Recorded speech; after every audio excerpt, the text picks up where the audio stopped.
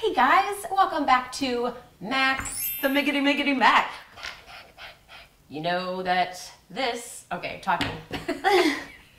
You know that this is Corinne. And now we're gonna do 5 things, our top 5 favorite books of all time. All right, what's your first? My first favorite book has held the title of being like an all-time favorite book since I think I was like 17.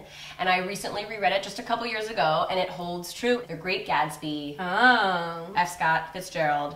So beautifully written. It's an incredibly complex story. I won't even tell you anything about it because you should totally read it. I need to revisit the classics. Yes. Like I really have jumped around a lot. Like sometimes I like a classic, sometimes, you know, Harry Potter. But yeah. And it's a good classic to go back to because it's not like Moby freaking Dick where you're going to be there for like the rest of your life. You can read it in a weekend. Like it's a very attainable, accessible book. The language is beautiful and stuff like that, but it's not like crazy old. And like it's pretty recent. Right. It's pretty recent times. I think it's around the 20s.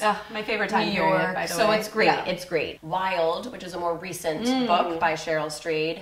Beautiful writer. Exquisite just person all around. I loved reading Dear Sugar. I love listening to her new podcast, Dear Sugar. She's one of those women that like, I feel like would sit with you and I and have one of those like spiritual, soulful conversations and she'd know exactly what we were talking. You know, she's an epically brilliant writer. Her language, it's very fluid. I was reading it when I came to visit you actually a couple years ago. I actually was reading it at a point in my life where I was sort of at the precipice of a really dark, hard sort of emotional journey for myself. So at the time, I didn't quite pick up on the meaning, and I reread it last year, post-hardcore life journey. It really hit home. It's really beautiful, and it's one of those books that's sort of more about the internal journey of life rather than the external journey of life, even though she's hiking a bajillion miles. But it's fascinating, interesting. Every woman should read it, for sure. I'm definitely, that's going on the list right now. I'm sending her home with my copy. Oh, yay! Score! I'll make sure to send it back when I'm done. My book number 3, a classic. I'm sure it's many people's favorite book, but again, it's one I reread maybe 3 years ago at this point, and I was like, no wonder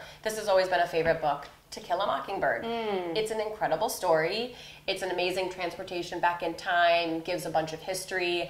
And what's so cool about reading it as an adult is that it's all through the eyes of Scout, this precious, precocious young girl with like brand new eyes looking at the world and taking it in.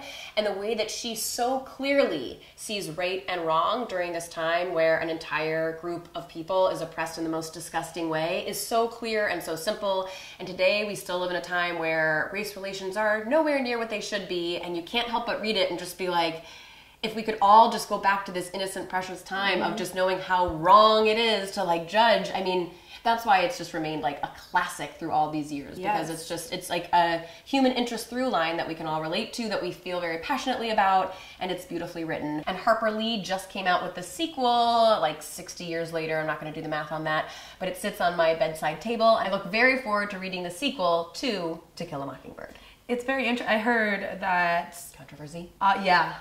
It's very interesting. It will be interesting to see. My 4th book is Blankets. It's a graphic novel by Craig Thompson, and I remember someone like recommending it and I was like, I don't read comics. What did I think I was? Of course I read comics. I read this graphic novel again in like 2 days. It's like 500 pages, but it's just, I don't even want to say anything about it other than there's so much heart and soul in this graphic novel. It's incredible. It's great. And it opened the door to graphic novels for me. And I am a huge fan now of this genre. And I love them. And if you want another one to look up, Funhouse is a really great one. It's like on Broadway now and it's huge. Great, great, great graphic novels. Also, Persepolis was a really good one, too.